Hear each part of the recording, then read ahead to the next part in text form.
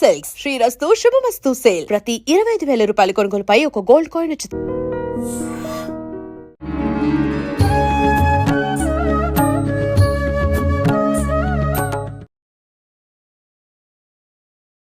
నమస్కారం, welcome to I dream. ధర్మ మార్గం విత్ విజిత కార్యక్రమానికి స్వాగతం. ప్రస్తుతం మనతో పాటు ఉన్నారు ప్రముఖ ఆధ్యాత్మికవేత్త, జ్యోతిష పండితులు వీరాపురం సుబ్రహ్మణ్య స్వామి గారు. ఇప్పుడు గురుగారితో మాట్లాడి మరిన్ని విషయాలు తెలుసుకుందాం. నమస్కారం గురుగారు. శుభాశీస్సులండి. అయితే సాధారణంగా ఇది చాలా వరకు మనం వింటూ ఉంటాం. ఏంటి అంటే ఏదన్నా మనకు కొంచెం ఇబ్బంది జరిగింది ఆ రోజున అంటే వెంటనే పొద్దున ఎప్పుడైతే లేచినామో దానికి లింక్ చేసి మాట్లాడతాం.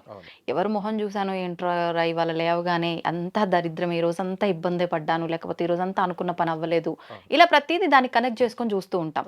నిజంగా మన ఆ డే అనేది జరిగే ఈ సిచ్యువేషన్స్ అన్నీ కూడా మార్నింగ్ లేచిన తర్వాత మనం చూసిన వారి ఫేస్ను బట్టి ఎఫెక్ట్ అవుతుందా? అది పాజిటివ్ కానీ నెగిటివ్ కానీ అనేది ప్రశ్న.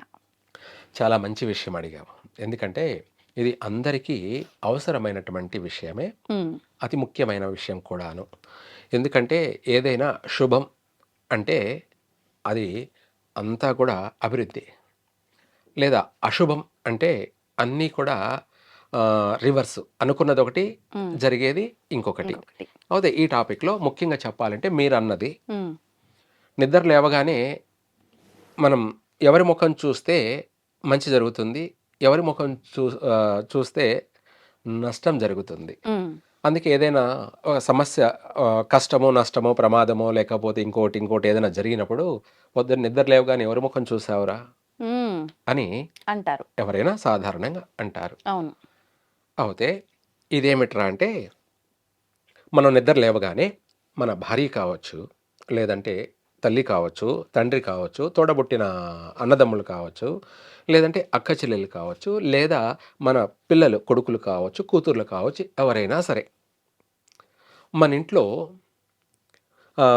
నవ్వుతూ నల్లగా ఉన్నారా తెల్లగా ఉన్నారా సంబంధం లేదు, రంగు ప్రధానం కాదు.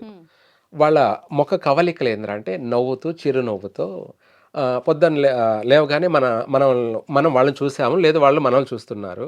అప్పుడు వాళ్ళ నవ్వు ముఖంతో ఉన్నట్టయితే అదే మెసేజ్, అంటే ఆ రోజంతా కూడా శుభం జరుగుతుంది, సంతోషం. ఆ రోజంతా కూడా సంతోషమే, నవ్వుతూ ఉన్నారు కదా, అంతా కూడా హ్యాపీగానే సంతోషంగానే ప్రతి పని వాడు పూర్తి చేయగలుగుతాడు. ఇంట్లో నుంచి బయట ఎవరెవరు ఏ ఏ పనుల మీద తిరుగుతున్నారు, వాళ్ళ ట్రావెల్స్ కావచ్చు, లేదంటే ఇంకొక వ్యాపారం కావచ్చు, ఇంకొక వ్యాపారం, ఏ పనులు చేస్తున్నారో ఆ పనుల్లో వాళ్ళు సక్సెస్ అవుతారు, ఆ పనుల్లో సక్సెస్ అవుతారు. అంతేకాకుండా మనము పొద్దున్న లేగానే మన పనుల మీద మనం బయలుదేరి వెళ్తాం.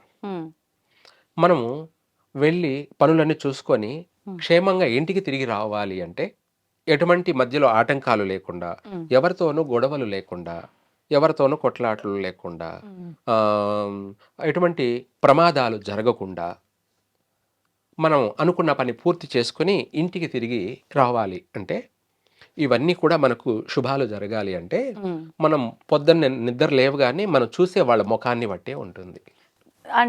అంటే వాళ్ళ ఫేస్ చూస్తే మనకు ఆ డే అలా స్టార్ట్ అవుతుంది, పాజిటివ్ నెగిటివ్ అన్నప్పుడు చూడకుండా ఉండడం బెటర్.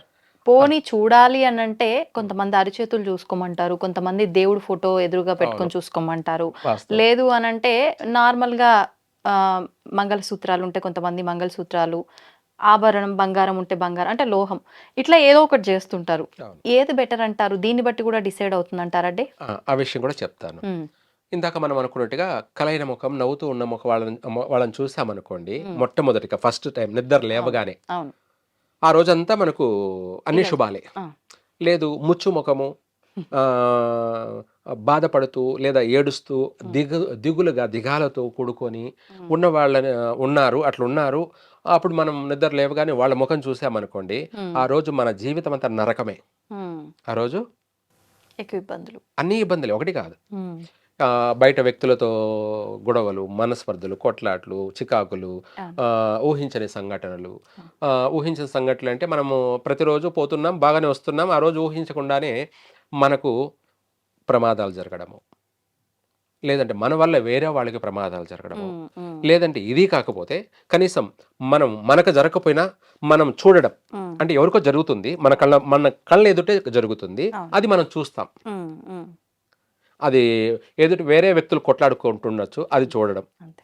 లేదంటే ప్రమాదం జరిగి రక్తపాతం ఏర్పడడం, అది మన కళ్ళతో చూడడం. ఉమ్, ఉమ్, ఉమ్. ఆ రోజంతా కూడా ఇవే అధికంగా ఉంటాయన్నమాట. ఓకే. లేదా వాళ్ళకి జరగడమే కాదు, మనకే జరిగే అవకాశం కూడా ఉంటుంది. ఉమ్, ఉమ్, ఉమ్. అంటే ఇబ్బంది ఎటువైపు నుంచి అయినా ఉండొచ్చు, ఆ, మనం చూడొచ్చు, మనం అనుభవించవచ్చు. అనుభవించవచ్చు. ప్రత్యక్షంగా మనం చూడడం అన్నా జరుగుతుంది, ఉమ్, లేదంటే ప్రత్యక్షంగా అనుభవించడం ఏదైనా జరుగుతుంది. ఓకే. రెండు కూడా మన కళ్ళ ఎదుట ఆ అవకాశం. రోజు. లేదంటే సర్పాలు కనపడడము, ఉమ్, ఉమ్. అప్పుడు అది కూడా దోషమే. ఆహా. సర్పదర్శనం అంటే ఓకే. కష్టాలు అని అర్థం. ఇవన్నీ కూడా ఏదో ఒకటి ఇప్పుడు జరుగుతాయి. ఇందాక నేను చెప్పినట్టుగా దేవుడి ఫోటో చూడడము, మన చేతులు చూసుకోవడము, ఆ, బంగారము. అవును, వాస్తవం, అక్కడికి కూడా వెళ్తాం. ఉమ్, అయితే ఇక్కడ మీరు అన్నట్టుగా ఏమిటి అంటే ప్రతిరోజు మనం నిద్ర లేవగానే ఉమ్, ఆ, ఆ సాధనలాగా ఉండాలి. ఉమ్, సాధనలాగా అంటే రోజు అలా అలవాట్లో పొరపాటు పడి చూసేస్తుంటాం. ఉమ్. ఏమిటి, దేవుణ్ణి చూడాలని గుర్తుండదు. అదే. టక్కనే ఏదైనా కొన్ని సడన్గా లేసి చూడడమో, అనుకోకుండా ఎవరినో ఒకరిని చూడడమో జరుగుతూ ఉంటుంది. అవును. అందుకనేసి మనము నిద్ర లేవగానే గుర్తుగా మొట్టమొదటిగా ఏది ఏమైనా మనం పనుకున్నటువంటి పడక గదిలో ఒక లామినేషన్ ఫోటో పెట్టుకోవడం. దేవుడు ఫోటో పెట్టుకోవచ్చా పెట్టుకోకూడదా అనే సందేహమే లేదు. ఉమ్, ఎందుకంటే దేవుడు ఇందుగలడు అందులేడన్న సందేహంబు లేదు అన్నట్టుగా యా, ఆ, విశ్వవ్యాప్తంగా మనం పీల్చే గాలి దేవుడే. అవును. మనం పీల్చే గాలి దేవుడే. దేవుడే. మనం మాట్లాడుతున్న శబ్దధ్వని గాలే, అది వాయుదేవుడే. కాబట్టి అంతా కూడా దైవమే. కాబట్టి మనం అది లామినేషన్ ఫోటో, విగ్రహం పెట్టుకోవడం లేదు. ఏమిటి, ఉమ్, విగ్రహం కాదు. రాతి విగ్రహం అని కానీ, లేదంటే ఏదైనా లోహాలతో కూడినటువంటి విగ్రహం పెట్టుకోవడం లేదు. ఉమ్, ఒక లామినేషన్ ఫోటో పెట్టుకుంటున్నాం. ఎందుకంటే ఆ కలగా ఉంటుందన్నమాట. అవును. అవును. నిద్ర లేవగానే మనము ఆ ఫోటోని చూసామంటే ఉమ్, ఆ మనం దైవాన్ని దర్శనం చేసుకుంటున్నాము. ఉమ్, ఆ రోజంతా కూడా ఆయనే చూసుకుంటాడు. అది అమ్మవారి లక్ష్మి ఫోటో కావచ్చు, అవును.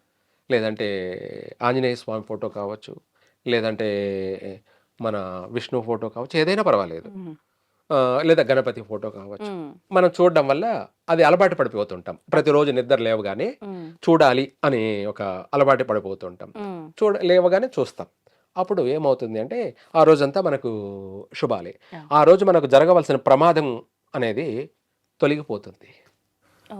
ఆ రోజు మనం చేసే పనుల్లో పై అధికారులు మన పైన కోపం ఉన్న ఉమ్, వీళ్ళని కొట్టాలి, తిట్టాలి, లేదంటే ఏదో ఒకటి హరాస్మెంట్ చేయాలన్నది కూడా చిన్న సమస్యతో వైదొలిగిపోతుంది. ఉమ్. అక్కడ సేవ్ అయిపోతాం. సేవ్ అయిపో- అయితే ఈ 2 కాకుండా ఇంకా కూడా ఉమ్, మనం ఈరోజు దేవుడిని చూసాము, అవును. లేదంటే ఉమ్, లేదా నా భార్య ముఖం చూడడమో, తల్లి ముఖమో చూసాము, అయినా ఏంటి ఇలా జరిగింది అని కూడా కొంతమంది అనుకుంటుంటారు.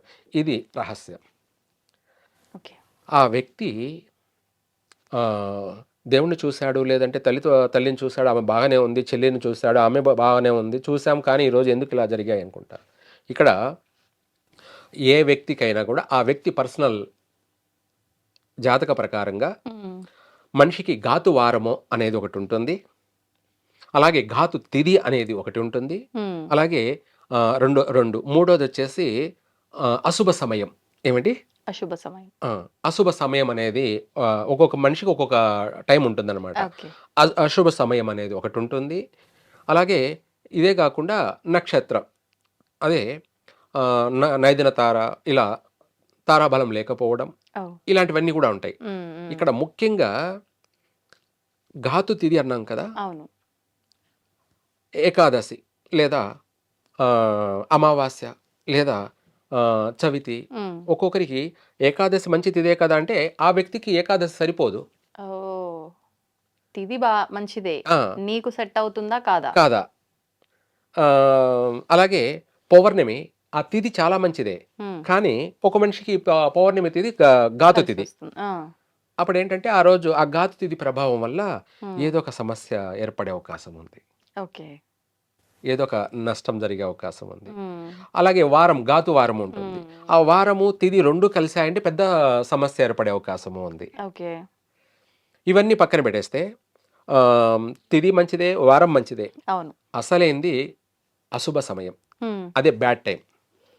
ఆ టైం బ్యాడ్ టైంలో మనము నిద్ర లేవడం, హ్మ్. లేదంటే ఆ బ్యాడ్ టైంలో బయలుదేరడం ఓకే. అత్యంత ప్రమాదకరం. దాన్నే ఇంగ్లీష్ వాడు గుడ్ టైం అంటాడు. ఏది మంచి నష్టం సమయం. జరిగితే బ్యాడ్ టైం అంటాడు, అవును. మంచి జరిగిందనుకోండి గుడ్ టైం అంటాడు. హ్మ్. మనం ఏమంటామంటే శుభ సమయమా, అశుభ అంటే సమయమా అంటాం. రాహుకాలం అనొచ్చా? అశుభ సమయం కాదు, అంటే? కాదు, కాదు. కాదు. హ్మ్. రాహుకాలానికి సంబంధం లేదు. ఓకే. హ్మ్. అది వాళ్ళ వ్యక్తిగత జాతక ప్రకారంగా ఏది శుభ సమయము, ఏది అశుభ హ్మ్. సమయం అనేది కూడా వాళ్ళు డిక్లేర్ హ్మ్. చేసుకోవచ్చు. హ్మ్. అది జాతకాన్ని బట్టే నిర్ధారణ అవుతుందనమాట. ఓకే. ఓకే. 100% అంతే కదా! ఇప్పుడు మీరున్నారు. హ్మ్. మీ డేట్ ఆఫ్ బర్త్ ప్రకారంగా, మీ నక్షత్ర ప్రకారంగా ఏ సమయం సరిపోతుంది, ఏ సమయం సరిపోదు. మనిషికి ఒక గంట సమయమే బాగుండదనమాట. దాన్ని డేలో. హ్మ్. ఘాతు సమయం అంటారు. ఓకే. మిగతా టైం అంతా మంచిదే. Good time. దాన్ని బట్టి మనం కూడా నడుచుకోవడం ప్రతి ఒక్కరు చేసుకోవచ్చు. ఓకే. ఇన్ని మంచి మంచి ముఖమే చూశాను ఈరోజు నాకు ఎందుకు ఇలా జరిగింది అని కూడా సందేహం ఉంటుంది. ఎక్కడ ఇవన్నీ లేవు అనే టాపిక్ వచ్చేస్తది. హ్మ్. ఎందుకంటే పొద్దున లేవగానే భార్య ముఖం చూసాం. భార్య అందంగానే ఉంది. మంచి కలైన ముఖమే. ఆహ్, అయినా నాకెందుకు ఈరోజు కష్టం వచ్చింది హ్మ్. అనుకుంటాడు. హ్మ్. అతను నిద్రలేసిన సమయం అన్నా ఉండొచ్చు, లేదంటే బయలుదేరిన సమయం అన్నా కావచ్చు. ఓకే. బ్యాడ్ టైమ్ అవును. అనేది ఉంటుంది. దానివల్ల కూడా ఇబ్బంది ఇబ్బంది జరుగుండొచ్చు. వస్తుంది. ఓకే. అప్పుడు నా భార్య చెత్త మొహము దాన్ని చూడగానే ఇట్లా జరిగింది అని అనుకోకూడదు. డిసైడ్ అవుతారు యాక్చువల్లీ. కొంతమందైతే హ్మ్. భార్య పైన నిందేసేస్తారు. అవును. అదే అపరాధం, తప్పు, హ్మ్. నేరం. ఏంటి ఎక్కడ ఎక్కడ లోపం అనేది మనం అన్ని కోణాలలో ఆలోచించాలి. ఆలోచించాలి. ఆమె ఊరికే గుడ్డిగానే భార్య మీద పడిపోకూడదు. పొద్దున్నే నీ దరిద్రపు మొఖాన్ని చూశాను. హ్మ్. నాకు ఈరోజు ఇలా జరిగింది అని అనేయకూడదు. ప్రతిరోజు జరగాలిగా మరి. అదే. అది తప్పనమాట. అందుకనేసి మనము అనే ముందు మనం అన్ని కోణాల్లో ఆలోచించి ఆలోచించి. చూడాలి. మనుషులు నాలెడ్జ్ లేని వాళ్ళు, చెత్త మనుషులు అవును. వెంటనే ఏది నోటికొస్తే ఆ! అది మాట్లాడేస్తారు. మాట్లాడేస్తారు. భార్య అవును. పైన పడడమో, లేదంటే పిల్లల పైన పడ్డమో, తల్లిదండ్రుల పైన పడ్డమో ఇలా చేసేస్తారు. అవును. మంచివాడెప్పుడు అలా చేయడు. హ్మ్. గమనిస్తాడు, గ్రహిస్తాడు. కరెక్టే. ఏమిటి ఎక్కడ లోపం అనని చెప్పేసి. హ్మ్. ఇలా మనము ఏదైనా సరే శుభ సమయము, అలాగే అశుభ సమయము అనేది ఇంపార్టెంట్‌గా చూసుకోవాలి. అన్నీ వర్తిస్తాయి. అన్నీ ఒక్కదాని నుంచి వర్తిస్తాయి. మనం ఒక్క సైడ్ వన్ సైడే చూడకూడదు నువ్వు. చూడకూడదు. నాణానికి రెండో వైపు ఉంది. రెండో వైపు ఉంది కాబట్టి అది కూడా చూసుకోవాలి. అంతే. అలా జరిగిందే అని చెప్పేసి మనం వాళ్ళ మీద ఈళ్ళ మీద పడి ఏడవకూడదు. హ్మ్. మనం బయలుదేరిన సమయం మంచిదా కాదా అంతే. అనేది ఇంపార్టెంట్‌గా చూసుకోవాలి. అవును. ఇందాక మనం చెప్పుకున్నట్టుగా మనకు తెలియని రహస్యాలు ఇవే. హ్మ్. మనకంటే నాకు కాదు, మామూలుగా అవును. సాధారణ అంటే వ్యక్తులకి. ఉంటాయి చాలా మందిలో అంతే సందేహం. కదా! హ్మ్. దాన్నే కాలం అంటారు. హ్మ్. దాన్నే శుభ సమయం అంటారు. అశుభ సమయం అంటారు. హ్మ్. నువ్వు ఆ అశుభ సమయంలో బయలుదేరి అవును. భార్య మీద పడి ఏడిస్తే లాభం ఏమిటి? అంటే సమయం గూడా శుభం, అశుభం అని ఉండదేమో! అది నీకు శుభ సమయం కాకపోవచ్చు. హ్మ్. కరెక్ట్. రాహుకాలంలో అయినా కూడా నువ్వు బయలుదేరినది శుభ సమయం అవుతే హ్మ్. ఏ ఇబ్బందులుండవు. నువ్వు బయలుదేరింది అశుభ సమయమై, హ్మ్. రాహుకాలమో, లేకపోతే వర్జ్యమో, వర్జ్యము. యమగండమో ఇలా ఉండొచ్చు. ఉన్నట్టయితే ఆహ్, మనకు మండుతున్న హ్మ్. ఆ హోమానికి ఆజ్యం పోసినట్టు. ఏవి? ఓకే.